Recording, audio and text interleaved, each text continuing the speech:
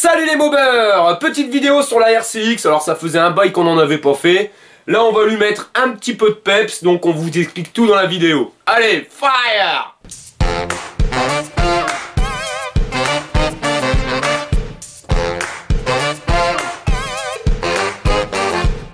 La SPX étant fini, réglage pile poil, donc là normalement je serais pas embêté, je touche du singe, hein, après on peut pas prévoir l'imprévisible.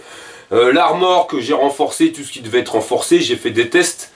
Ouais non franchement là elle est bien, donc normalement tout devrait bien fonctionner.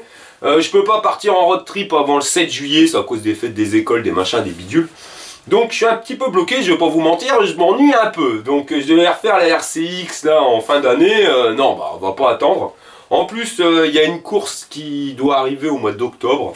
Donc j'avais fait l'année dernière et j'ai une petite revanche à prendre. Hein. Salut GKME, j'arrive. Hein. Donc je me suis dit allez c'est parti, on va refaire la bacon. Le truc c'est qu'après si je commence à tout refaire, ce qui dérange c'est que ça risque peut-être d'être la course. Hein. Surtout qu'il faut que je remonte un moteur complet, un moteur 70cc mal aussi. Bon c'est pas ça qui est plus long, mais c'est surtout après faire les réglages pile poil avec les transmissions, les ouvertures de vario. C'est ça qui va être le plus long pour essayer de trouver quelque chose de super performant. Parce que ouais, le but du jeu de cette bacon, c'est, je vais pas vous mentir, quand j'avais fait la restauration là-bas, c'était pour faire beaucoup de kilomètres, hein, faire 80-100 km par jour.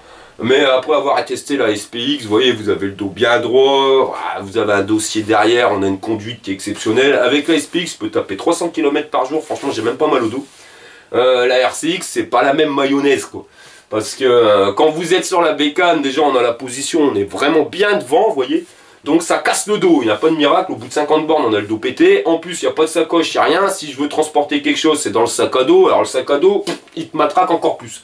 Donc non, après avoir roulé avec la SPX, on peut plus franchement espérer faire des grosses bornes avec la RCX. Mais c'est pas pour autant que je n'aime pas ma mobilette quoi. Donc je vais la garder, mais on va la faire en configuration différente. C'est-à-dire que le but de cette bacon, maintenant elle sortira hein, toujours, mais la SPX pour faire les grosses routes, pour faire la route de tous les jours, et la RCX c'est vraiment quand j'ai envie de m'amuser, voilà, on a envie de décompresser un petit peu, on va prendre la bacon, on va bien rouler hein, sur des routes de champ, on va se faire plaisir, et voilà, hein, s'il y aurait une petite méca boîte là qui serait là sur le côté, ça serait sympathique hein, de voir vraiment une mobilette bien réglée contre une méca boîte, parce que, ouais, voilà... faut se faire plaisir hein, et j'ai envie de me faire plaisir donc avec cette mobilette, donc on va faire pas mal de petites modifs. Après si je la refais complètement en peinture, je vais en cours, je me connais, voilà ça va encore aller à la fou furieux, donc si jamais je me tolle, il y a une chance sur deux, je viens de refaire la bacon, je me tolle, je peux tout refaire, non là je vais te dégoûter. Donc je vais pas perdre de temps sur la partie esthétique, on va dire qu'on va la faire à partie esthétique après la course. Là je vais tout régler, donc on va faire tous les changements pour pouvoir lui donner vraiment du peps à cette bacon. Et une fois qu'elle sera bien réglée, donc tout sera bon, on fera la course. Une fois la course finie, là je la démonte complète et je la refais. Parce que franchement, je vais vous faire voir, mais il y a des petits trucs, ouais, il y a des petits trucs qui me vont pas. Alors ce qui me va pas, c'est au niveau du frein. J'avais eu le souci sur le Grand Prix du Ride où le frein au bout d'un moment, avec des gros freinages. Et c'est vrai que je freine à la dernière minute et comme un gros bourrin. Donc le freinage au bout d'un moment il colle. Et ça c'est clair. Et j'ai eu le tour hier j'étais roulé 3/4 d'heure et j'ai bien roulé. Hein. Et ouais non au bout de 3/4 d'heure ça y est le frein il colle, tu peux plus rien faire. Donc ça me saoule. En plus comme je dois changer la transmission parce que là je suis sur du 56 dents. Mais je vais quand même lui donner du peps au démarrage. Hein, parce qu'une méca boîte si on veut la griller. Il n'y a pas de miracle, hein. Il faut du peps au démarrage et il faut que régler l'ouverture du vario qui soit pile poil au bon moment, au meilleur régime moteur, de telle manière de garder ce peps là jusqu'au bout quoi. Ça va être vraiment le seul moyen de griller du méca boîte parce que voilà, hein, eux avec leur boîte de vitesse ils ont quand même du couple et ça va être un peu plus compliqué si on cafouille pas la transmission. Bon je vais mettre un 60 dents, pourquoi? Parce que c'est les seuls qui ont encore, donc c'est les plus grandes couronnes qu'on peut avoir avec le déport, vous voyez, parce qu'il y a un déport sur ces couronnes là. Je peux avoir plus, hein, je peux avoir du 65, 66, même 70 dents, mais c'est des couronnes plates. Donc vous voyez, si je mettrais une couronne plate, et elle serait derrière. Donc le seul moyen de rattraper ça, c'est d'avoir, j'ai plus le nom en tête, non, un porte-couronne. Mais d'avoir un porte-couronne c'est quoi hein? C'est ni plus ni moins une entretoise, vous voyez, c'est une pièce qui va se mettre sur la jante et qui va nous permettre, vous voyez, avec un décalage, bah, de mettre une couronne plate. Et la couronne plate, elle sera exactement au même endroit, vous voyez, bien alignée directement avec mon pignon. Donc ça, c'est ce qui va être fait très rapidement. En plus, je me suis aperçu que mon fil de frein, là, il commence à s'effilocher. Donc ça, on va le dégager parce que ça, c'est dangereux. Mais avant même de changer le moteur ou quoi que ce soit, la partie frein, c'est ce qu'il faut faire. Enfin, moi, du moins, c'est ce que je conseille. Faites d'abord votre partie cycle, que votre bécane, elle freine super bien. Et après, on voit le moteur. Moi, quand je fais une restauration, de toute façon, je la remonte complète, la bécane. Je mets les freins, je mets tout.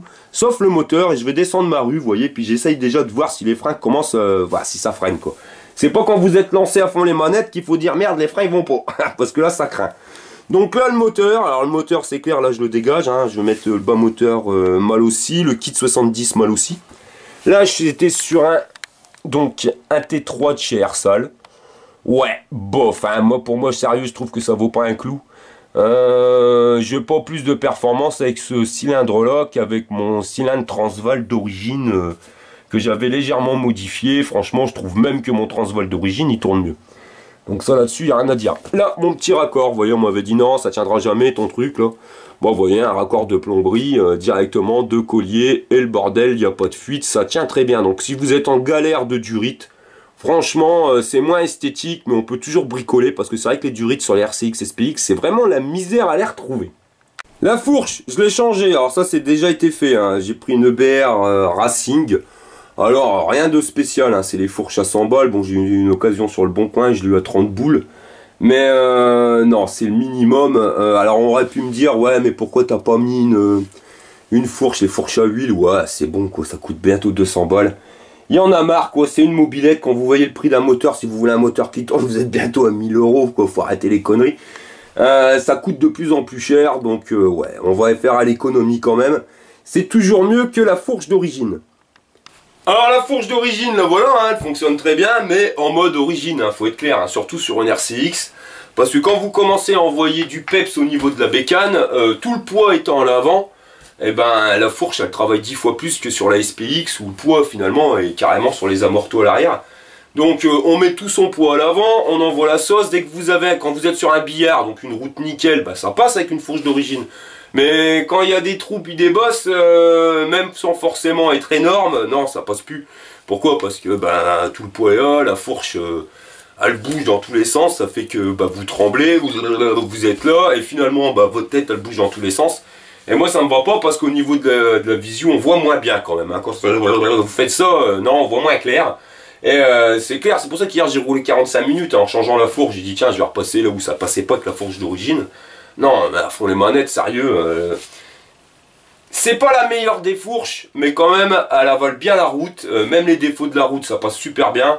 Moi, ça me va quand même déjà 10 fois mieux. Et même au niveau de la visibilité, on n'a plus la tête qui bouge dans tous les sens. C'est quand même nettement moins dangereux. Et en changeant la fourche, c'est là que j'ai été malade. Hein, je vais pas vous mentir, parce que c'est la couleur. Quand j'ai retourné la bulle, vous voyez, donc là la bulle, bah, elle a pris soleil, donc bah, avant c'était rose fluo, et je l'ai bien vu, c'est quand j'ai retourné la bulle, à l'intérieur, là où on met la lumière, où il n'y a jamais eu de lumière du soleil, et ben c'est encore bien rose fluo, et franchement c'était magnifique avant. Et maintenant, ouais, c'est parti à l'orange, quoi. Non, ça me va pas. Regardez en plus la différence, alors j'ai jamais aimé la différence entre le rose ici, parce qu'à la base c'était un rose, hein. Posé, la bécane a été rose, comme ça. Mais posé côte à côte, ça faisait rose. Mais dès que j'ai posé l'adhésif sur du noir, il est devenu violet. Ah, chacal. Donc là, on voit la différence. Franchement, ça me dégoûte. La couleur, elle me plaît plus. Alors, vous êtes nombreux, vous allez me dire, ouais, mais t'aurais fait la peinture au pétard. Ouais, la peinture au pétard, c'est avec durcisseur. Donc, ça permet à la peinture d'être plus costaud. Mais mettez au pétard, mettez de la peinture fluo. 2 ans après, ben, elle est plus fluo. Donc c'est ça ouais, qui est bof avec la peinture fluo, mais dans mon cas je m'en fous complètement, dans le sens où tous les 2 ans je les refais mes bécanes. Et pourquoi je refais mes bécanes tous les 2 ans? Bah c'est pas compliqué, c'est que j'aime bien refaire des bécanes, c'est vraiment mon truc, vous voyez, je peux pas me passer de bricoler les bécanes, les mobilettes. Mais là j'en fais moins à cause des vidéos, hein, faut être honnête, parce que le temps que je passe sur les vidéos, bah, c'est le temps, mon temps personnel, et quand je fais des vidéos, ben, le temps personnel, si je le passe sur des vidéos, je le passe pas sur des bécanes, ça faut pas se leurrer. Donc max maintenant j'en fais 3 dans l'année, mais en vent tous les 2 mois je me faisais une bécane, c'est mon truc, voilà, chacun sa passion. Mais on arrive à un problème après, c'est bien beau de refaire même qu'une bécane par an. Mais au bout de 10 ans, il y en a 10, vous voyez, et voilà, et au bout de 20 ans, il y en a 20, et mobilette, ça fait longtemps, hein. Mais bon, voilà, on arrive vite à des chiffres énormes, et ça prend de la pince, hein. C'est pas un timbre-poste qu'on est en train de refaire, donc il y a un moment, il faut en faire quelque chose. Et après, il faut réfléchir, hein. C'est bien beau, hein. Moi je connais des gars, ils ont 70 bécanes chez eux, mais à quoi ça sert? Ça sert à rien, parce que au bout d'un moment, ben, vous avez tellement de bécanes que vous n'arrivez même plus à sortir la première bécane que vous avez faite. Et puis au bout de 10 ans, vous apercevez que vous avez un trou dans le réservoir. Parce que ben, l'essence c'est corrosif et le meilleur moyen de ne pas abîmer une mobilette, ben, c'est de rouler avec. Vous voyez, c'est con, mais quand on roule avec, on se penche à coup à gauche, à coup à droite.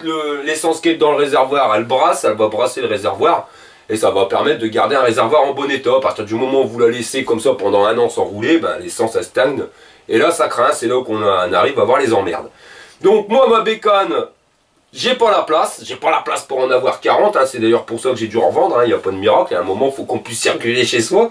Et même si on en met à droite à gauche, il faut arrêter d'embêter les gens, quoi. Puis quand mes bécanes elles sont chez mes potes, là j'en ai qui sont dans une grange, mais comment je fais pour rouler avec? Vous voyez, c'est stupide, c'est des bécanes qui sont vouées à pourrir pour rien.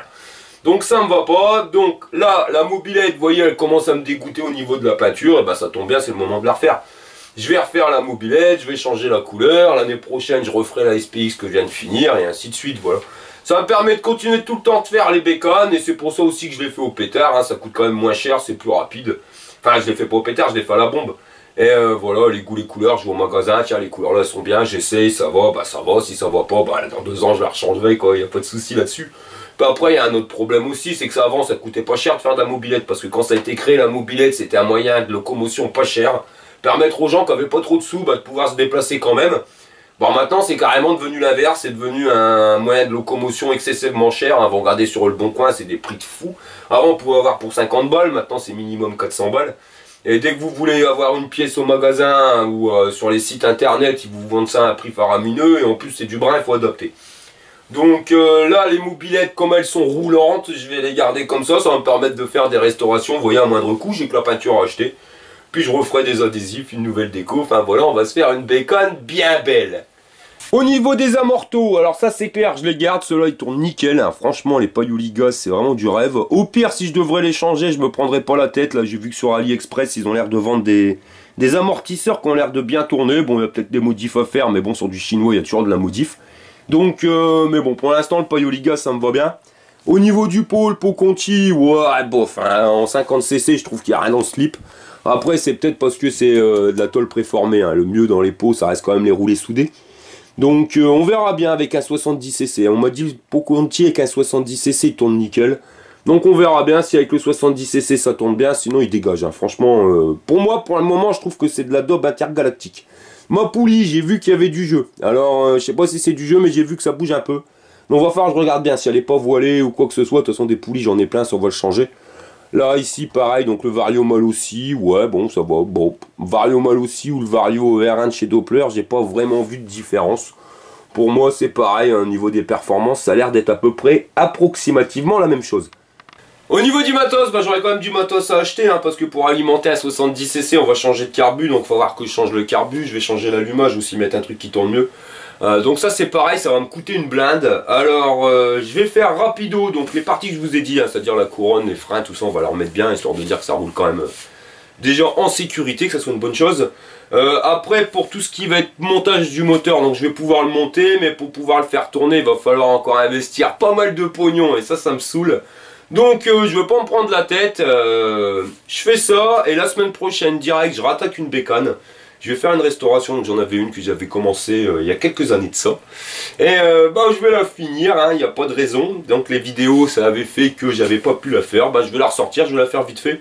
Je vais la finir, je vais la revendre, hein, parce que ça sert à rien d'avoir 40 millions de bécanes à la maison. Hein, surtout que j'ai dû la démonter pour pouvoir la stocker. Donc je vais la refaire, je vais la revendre, comme ça j'aurai le budget pour pouvoir refaire directement celle-là. Et ça me coûtera pas grand chose, ça me permettra quand même de pouvoir m'amuser. Et je referai aussi en fin d'année, donc la bécane, la SPX phase 1, qui c'est là, donc on avait dit qu'on allait faire un jeu concours. Et on fera donc un jeu concours où vous aurez la possibilité de l'acheter pour 1 €. Donc voilà, donc le jeu concours, tout ça on fait en septembre hein, pour le dépôt du règlement, machin bidule.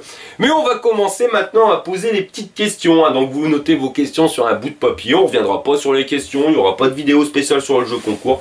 Ça reste entre nous, entre les gens qui regardent les vidéos.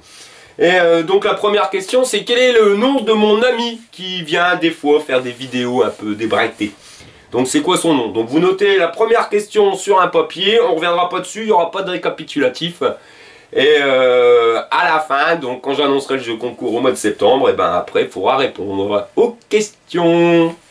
Voilà les mobeurs, alors je vous remercie d'avoir regardé la vidéo jusqu'au bout. Moi je vais vous laisser parce que c'est pas tout ça, maintenant j'ai du boulot.